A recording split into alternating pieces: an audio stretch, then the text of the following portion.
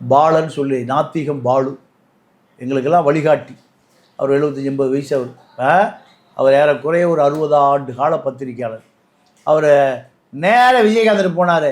நீ குடிச்சிட்டு வர்ற சட்டசபைக்குன்னு சொல்கிறாங்களையா, உண்மையா இல்லை? அதெல்லாம் பதில் சொல். இப்போ பதிலே சொல்லியா? கேட்ட போடுறா. யார்? நாத்திகம் பாலு. வரலாறு. அந்த ரூமுக்குள்ளே 50 பத்திரிக்கையாளர்கள் இருந்தோம். கேட்ட பூட்டியாது. இது ஒன்றும் சினிமா ஷூட்டிங் இல்லை. இது பத்திரிக்கையாளர் அறை. தலைமைச் செயலர் இருக்கிற பத்திரிக்கையாளர் அறை. நீ தான் உள்ளே வந்த. மன்னிப்பு கேட்டு வெளியே போ. அப்பாலஜி கேளு. இல்லை நீங்களாம் வேற தொழிலுக்கு போங்க. யார் சொன்னா? விஜயகாந்த். வேற இப்படியெல்லாம் என்ன மடக்காதீங்க. நீ குடிச்சிருக்கியா குடிக்கலையா? குடிச்சிட்டு சட்டசபைக்கு வந்தியா வரலையா? அதுக்கு இப்போ சொல்லியா? இல்லை பதில் இப்போ எனக்கு சொல்லு. நீ பதில் சொல்ல தானே எங்கள் அறைக்குள்ள வந்த.